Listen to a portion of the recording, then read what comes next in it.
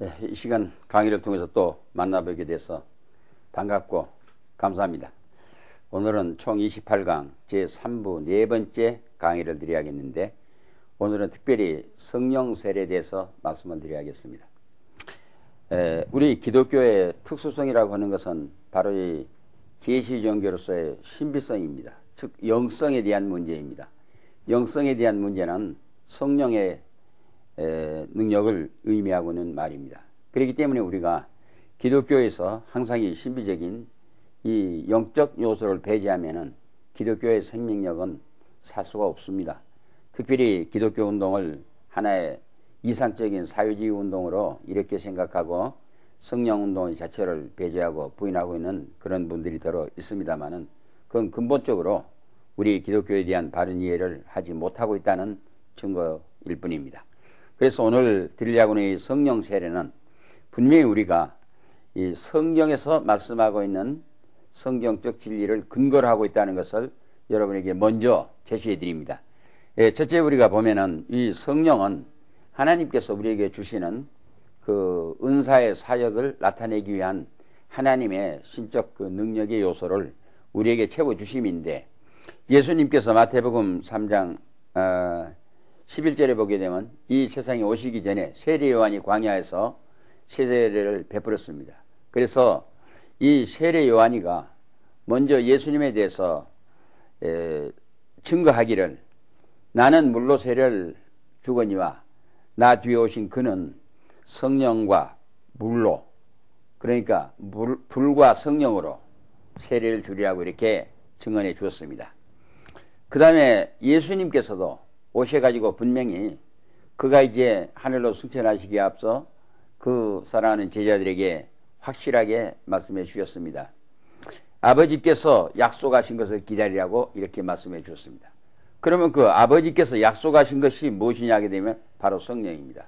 그래서 사도행전 1장 8절에 가면은 성령이 너희에게 임하시면 너희가 권능을 받고, 이렇게 구체적으로 말씀해 주셨습니다. 그 다음에 사도행전 2장 4절에 보니까 역시 예수님께서 말씀하신 그대로 오순절 다락방에 120문도에게 성령이 내렸습니다. 성령이 내렸을 때 참 그 사람들의 마음이 뜨겁게 불과 같이 가슴 속에서 불이 훨훨 타오른 것처럼 튕겨 올랐다고는 사실, 이런 의미를 보았을 때 성령을 소위 그 불이라고는 이런 그 표현을 써 주었는데, 여기에서 성령 세례를 받았다는 말입니다. 지금까지 세례를 하면은 물 세례밖에 몰랐습니다. 물이라는 것은 하나의 의식적인, 요식적인, 또 상징적인 하나의 표부입니다. 그런 거로 세례에 대한 양면성, 하나는 의식적, 요식에 의한 물 세례요, 그 원리는 성령 세례, 본질상의 문제입니다. 그리고 다시 이제 여기 성경 말씀대로 성령의 충만함을 받았다고 사도행전 2장 4절에 말씀되어 있는데, 바로 이것이 성령 세례를 받았다는 증거입니다. 그 다음에 사도행전 10장 45절에 보니까 고넬료 가정에서 베드로의 설교를 들을 때 그 모든 사람들이 성령의 충만함을 받았다고 이렇게 말씀하고 있습니다. 우리가 예수를 믿으면서 분명히 성령의 충만한 능력 은사를 체험하지 못하면 아직도 내가 깊은 성경의 이 진리를 따라서 기독교 진리의 깊은 경지에 이르는 믿음을 확보하지 못했다고 하는 이런 그 아쉬움을 남게 될 것입니다. 그러므로 얼마든지 우리 예수 믿는 사람에게는 남자나 여자나 젊은 사람이나 어린 아이들까지라도 성령의 충만함을 받을 수 있다는 걸 우리가 알아야 합니다. 그 다음에 요엘서 2장 48절에서 29절까지 가서 보게 되면, 내가 나의 성령을 남종과 여종들에게 물붓듯 부어주시라고 이렇게 말씀해 주셨습니다. 적어도 우리가 이제 신학을 하고 목회자가 되고 우리가 이제 지도자가 된다고 하는 이것은 뭐니 해도 이 학문적인 지식에 의한 실력도 중요합니다만은, 그 외에 이 하늘에 주시는, 하나님께서 주시는 영권, 즉 성령 세례의 뜨거운 경험을 하지 못하면은 바른 이제 기독교 사역을 할 수 있는 그 자격을 갖추지 못했다고 하는 것을 우리 알아야 합니다. 그렇기 때문에 우리들은 명상하고 묵상하고 기도하고 더 매달려서 말씀 속에 심취해서 들어가면은 자기도 모르는 순간에 하나님의 성령께서 자기를 이제 강하게 역사해 주심을 우리가 알 수 있습니다. 특히 우리 목회자는 앞으로 이제 평생도록 사역에 나가는 때 어떠한 그 고비고비마다 부딪혀서 참 방황하고 있을 때, 그럴 때는 우리가 꿀 엎드려서 하나님 앞에 기도합니다. 그럴 때 하나님께서 선하신 길을 열어주시는데 성령의 강권적인 능력으로 우리들을 이끌어서 인도해 주신다는 것을 얼마든지 체험할 수 있습니다. 적어도 이러한 그 확신이 없이, 또 이러한 경험이 없이는 우리가 이제 목회자로서의 사역을 할 수 없다 하는 것을 우리가 알고 들어가야 합니다. 다시 이제 사도행전 11장 15절에서 17절에 가서 보면 너희는 성령으로 세례를 받으리라고 말씀해 주셨습니다. 성령으로 세례를 받는다고는 이 성령의 영적 감동의 뜨거운 이 실질적인 체험 말입니다. 이것이 분명히 우리 기독교인에게는 요구되며, 특별히 목회자는 더 뜨거운 많은 성령의 영적 능력을 늘 체험하고 들어가야 합니다. 대단히 죄송합니다만은 제와 같은 경우는 평생토록 50여 년 동안 목회 생활할 때에 한 번도 이 몸이 아파가지고 오늘 예배를 부목사님이나 이 전도사님에게 좀 인도해 달라고 부탁해 본 일이 없습니다. 나는 이제 목회자이기 때문에, 목사이기 때문에 단상과 더불어서 살고 죽고 해야 할 사명자이기 때문에 그저 억지로라도 참 단상에 올라가서 기도하고 예배를 인도하는 그 자리에서 하나님의 성령의 능력이 나에게 임하셔서 순식간에 깨끗함을, 건강함을, 오히려 더 영적 능력이 충만함을 베풀어 주신 경험이라는 건 수없이 평생도록 경험했던 사건의 내용입니다. 그렇기 때문에 우리가 이런 그 확신을 가지고 하나님 앞에 우리가 사역에 임할 때에 너희는 성령으로 세례를 받으리라 하신 그 말씀대로 성령의 능력이 항상 우리를 주관하고 지배하고 인도해 주신다는 것, 이끌어 주신다는 걸 알 수가 있습니다. 그 다음에 사도행전 19장 6절에 가면 성령이 그들에게 임하심으로 이렇게 되어 있습니다.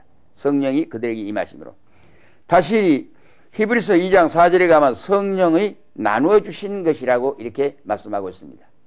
바로 이 말씀은 모든 사람에게 각각 성령을 나누어 주신다고 하셨습니다. 그 다음에 누가복음 24장 49절에 가면 예수님께서 하늘로 승천하시기 전에 살아가는 제자들에게 위로부터 능력을 입히올 때까지 기다리라고 하셨습니다. 이거는 사도행전 1장 4절의 말씀과 함께 같은 의미에서 예수님께서 하늘로 승천하시기 이전에 성령으로 능력을 입힐 때까지 기다리라 하는 말씀인 것입니다. 우리가 정말로 예수를 믿는다는 것과 우리가 신학을 해서 목회 사역을 한다는 이 모든 자체가 그 원칙적인 원리의 내용에 그 힘은 어디에서 나오느냐? 성령의 능력에 이어서 나온다고. 그래서 모든 성경 말씀은 우리들에게 하나님께서 누구에게든지 나눠주시는 성령의 능력을 힘입어서 우리가 사역에 임해야 한다. 바로 성령 세례를 받아야 한다는 말씀으로 되어 있습니다. 그 다음에는 성령 세례는 그러면 왜 필요한가 하는 말씀입니다. 과연 성령 세례가 그렇게도 필요한 것인가 하는 말입니다. 당연합니다. 우리 예수 믿는 사람, 또 특별히 교회 사역자에게 있어서는 성령의 세례를 받지 못하고는 사역에 임할 수가 없습니다. 왜 그런가 하게 되면 이거는 신비적인 사건이요, 영적인 문제요, 계시 종교에서 요구하고 있는 하나님의 사역에 임하는 그 본질상의 방법이요, 내용이 되어야 하기 때문입니다. 그런 걸로 예수님께서는 예수님의 신자 되심을 선언하고 그의 사역 모든 자체가 하나님의 성령에 의한 사역이라고 하는 것을 말씀해 주고 있습니다. 그러니까 우리가 예수 그리스도의 사역을 한다는 것은 어떤 기독교 사유주의적인 운동이 아니라 분명히 하나님의 성령에 의한 영적 운동이라고 하는 것을 우리가 알아야겠습니다. 한 사람의 죽어가는 사람을 일으켜 세워주기 위해서 배고픈 사람에게는 먹을 걸 줘야 합니다. 또 이제 병든 사람에게는 약을 줘서 치료해 줘야 합니다. 이거는 물리적인 문제고 현실적인 문제입니다. 누구든지 쉽게 아무나 경험할 수 있는 현실상의 문제입니다. 그러나 적어도 우리 생명이 영원히 죽지 않는 영혼의 구원이라고 하는 이것은 신비적인 사건입니다. 이 신비적인 신령한 사건을 위해서는 성령의 능력을 힘입어야 하고 성령의 방법이 아니면 안 되고, 그렇기 때문에 예수님께서는 먼저 그의 제자 되는 증거를 성령의 능력을 받은 자일 것을 전제로 하고, 왜? 예수님께서 우리에게 명하신 이 구령사업, 이 기독교 운동 자체가 성령의 사역이라고 하기 때문에, 성령이기 때문에 이와 같이 우리는 성령세를 받아야 한다는 절대적인 성경의 교훈의 말씀인 것입니다. 그 다음에 두 번째는 예수님께서 그렇게 우리들에게 권면하셨습니다. 지금까지 위에서 말씀하셨던 모든 내용들을 보게 되면은 정말로 우리가 지난 시간에 성화라고 이야기를 드렸는데, 성화는 본질상의 문제이고 이 성령의 세례는 사역상의 문제입니다. 하나님의 사역을 위해서는 성령의 능력을 받아야 합니다. 성령의 능력을 힘입지 않고는 하나님의 사역을 할 수가 없습니다. 그렇기 때문에 예수님께서는 적극적으로 살아가는 그의 제자들에게 성령을 받을 것을 요구하셨습니다. 적어도 우리 기독교 운동은 예루살렘과 온 유대와 사마리아와 땅끝까지 이르러서 예수 그리스도의 증인되는 이 전도의 사명입니다. 교회를 세우는 사명입니다. 그러면 이 전도를 해서 죽어가는 영혼들을 구원시키고, 그 다음에 그들을 모아서, 하나님의 백성들을 모아서 교회의 운동을 일으키고, 교회의 운동을 통해서 천국 건설과 확장 운동에 대한 이 지상명령의 사역을 우리가 수행해야 합니다. 이거는 인위적인, 물질적인, 현실적인 문제가 아니고 신비적인 신령한 영적 문제, 즉 하나님께 속한 신비한 사건의 내용입니다. 그렇기 때문에 성령의 능력을 힘입지 않고는 이 모든 일을 할 수가 없기 때문에 우리가 성령을 받아야 한다. 성령의 세를 받아야 한다. 그래서 이 성령세를 우리가 이렇게 말씀하고 있습니다. 그 다음에 우리들은 봅니다. 예수님 다음에, 예수님께서 하늘로 승천하신 다음에 사도들이 첫 번째는 예수님이 부활하신 후에, 예수님이 부활하셔가지고 40일 동안 계셨습니다. 그러나 그 40일 동안의 제자들의 행동을 우리가 잘 볼 수가 있습니다. 두려워가지고 숨어서 항상 자기 몸을 어떻게 추스려 세워야 할지를 몰라가지고 상당히 두려운 마음, 떨리는 마음, 이제 골방에 들어앉아가지고 자기들끼리 속닥거리고, 길을 가면서도 어떤 예수 그리스도의 부활했다는 사건을 알면서도 항상 두려움 공포 속에 질려 있었습니다. 그러나 이제 오순절 다락방에 성령이 임하심으로 그때부터는 아무런 세상에 두려운 것이 완전히 제거되어 버렸습니다. 마귀의 권세 두렵지 않습니다. 병자들 만나도 두렵지 않습니다. 세상 고난들의 권세도 두렵지 않습니다. 어떤 박해가 부딪혀 온다 할지라도 이것들도 겁나지 않습니다. 때리면 맞고, 가두면 갇히고, 죽이면 죽임을 당하고, 그러나 그럴수록 더 강해졌습니다. 이거는 오직 하나님께서 약속하셨던 성령의 능력을 힘입었기 때문에, 나의 방법의 능력이 아니라 하나님의 성령께서 나에게 나누심의 능력을 입고 이와 같이 사역을 했습니다. 그렇기 때문에 예수 그리스도의 모든 제자들, 그 사도들의 사역 자체가 전부가 그 본질적인 사역의 내용이 성령의 능력에 의한 사역이었다. 이걸 이제 우리가 볼 수가 있습니다.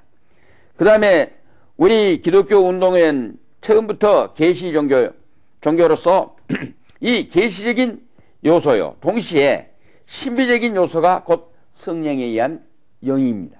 이 영성입니다. 그렇기 때문에 적어도 우리 사역자는, 우리 신학인은, 여기 우리가 통신망을 통해서라도 신학을 공부를 할 때, 신학을 공부하는 자체는 사실상 학문적으로 다가가는 말인 것입니다. 그러나 이 학문적으로 다가간다고 하는 이 문제는 믿음이 전제가 됩니다. 이 믿음이 전제가 됐다는 말은 하나님의 성령의 이끌리심에 의한 하나님의 명령의 순종이요 요구에 따른다는 행위인 것입니다. 동시에 이렇게 우리가 훈련을 받아가지고 나가서 사역을 해야 한다. 여기서는 세 가지 우리가 생각해 보아야 합니다. 첫째는 나의 사람됨에 대한 인격이 하나님의 성령의 사람으로 바꿔져야 한다는 말입니다.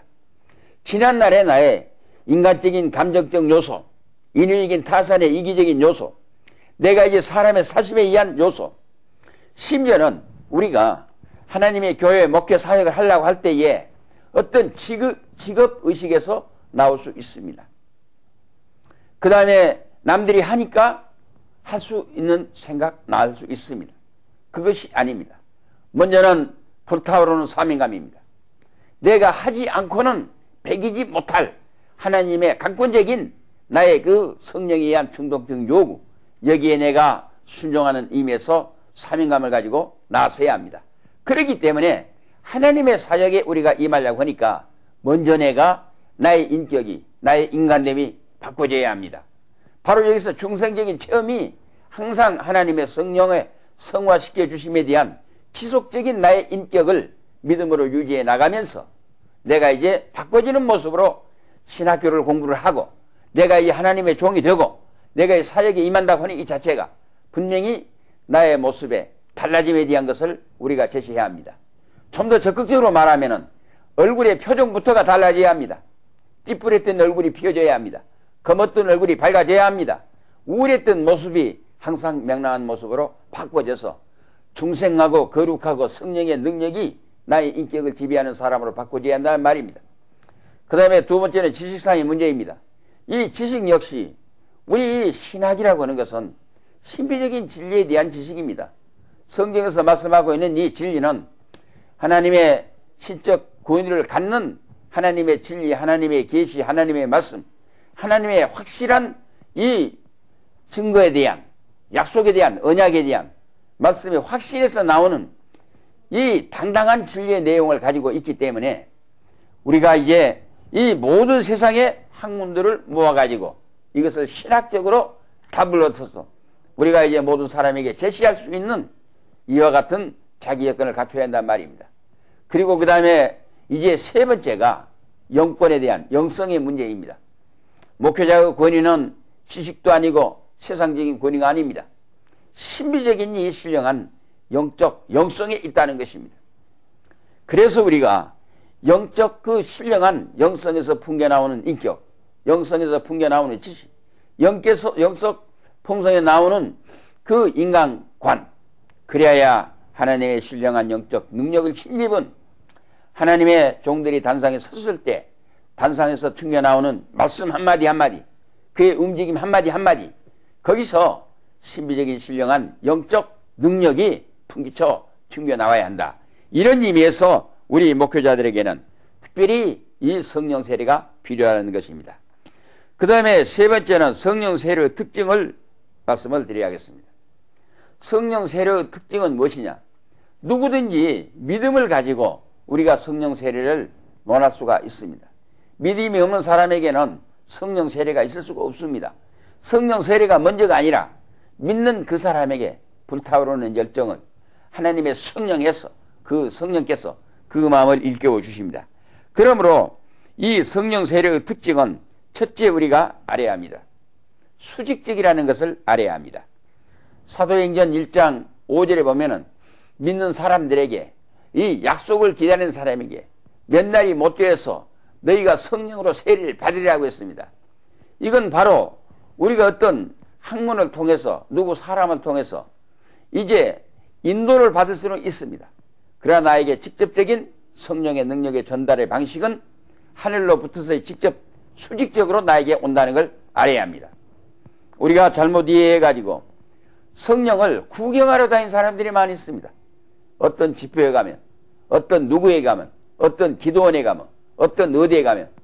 그러나 물론 거기에 가서 우리가 그들을 통해 가지고 영적 감동을 우리가 이제 맛볼 수는 있습니다. 그러나 직접적으로 나에게 성령이 임하는 것은 수직적으로 온다는 것을 우리가 분명히 알아야 합니다. 그 다음에 두 번째는 직접적입니다. 요한복음 15장 3절에 가면은 내가 일러준 말로 깨끗하였느니라. 이거는 바로 이 직접적으로 모든 사람에게 주실 것을 말씀해주고 있는 말씀입니다. 그 다음에 세 번째는 개인적입니다. 그러면 수직적이고 직접적이고 개인적이고 이 말씀은 모두가 하나님과 나와의 관계의 문제입니다. 이거는 어떤 수평적인 어떤 횡적 관계에 의해서 또는 집단적으로 아닙니다. 아무리 불타오르는 성령의 능력이 지배하고 있는 집회장에 간다 할지라도 내가 하나님의 성령의 능력을 직접적으로 힘입을 수 있는 나의 자질이 하나님의 요구에 맞아 떨어졌을 때 내가 성령의 능력을 받을 수 있는 것이고, 또 특별히 우리가 할 것은 마가복음 16장 17절에 누구든지 믿는 자들에게는 이 같은 표적이 따르니, 바로 이 성령의 능력은 믿는 자에 대한 하나님의 자녀요 종들에 대한 하나의 사인, 표호입니다. 인호입니다. 그렇기 때문에 이거는 누구든지입니다. 누구에게서가 아니고 누구든지 직접 하나님과 나와의 관계를 통해서 성령의 능력이 나타나는 걸 우리가 볼 수 있습니다. 그 다음에 성령 세례를 받는 방법을 우리가 알아야겠습니다. 네 번째 드리려고 하는 성령 세례를 받는 방법은 우리가 이제 몇 가지 알아야 합니다. 첫째는 예수 그리스도를 주로 영접하는 것입니다.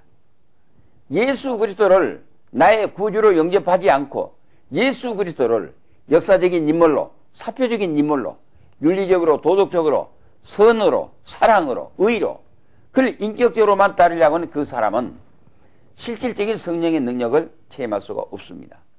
그러나 예수 그리스도를 분명히 나를 위하여 대신 십자가에 못 박혀 죽으신 대인 속주의 구주, 내 영혼을 구원시켜주신 주님, 예수 그리스도가 아니면 내가 구원을 받을 수 없는데 바로 그 예수님께서 나를 구원해주신 나의 주님이라는 바로 그 말입니다. 베드로 고백대로 하면은 주는 그리스도 살아계신 하나님의 아들이시요 그리스도이십니다입니다. 주는 그리스도시요 살아계신 하나님의 아들이십니다. 하나님의 아들로서 나를 구원하시기 위해서 오신 메시아, 바로 그 주님. 내가 그 예수 그리스도를 믿음으로 내가 영접해서 받아들이는 첫째 그것입니다. 그 다음 두 번째는 죄를 회개하고 사유함을 받아야 합니다. 죄와 성령이 함께 동거할 수가 없습니다. 내가 죄를 가지고 하나님의 능력을 내가 이제 체험할 수가 없습니다. 우리가 밤을 새워가면서 심지어는 맨날 몇십일을 금식해 가면서 매달려서 기도하는 것은 능력을 받기 위한 것이 전제가 아니라 먼저 죄 씻음을 받기 위한 것입니다. 내 죄가 사유함을 받았을 때 하나님의 성령이 교체돼서 내 인격 속에 성령이 오셔가지고 죄의 사람을 성령의 사람으로 만들어지게 됩니다.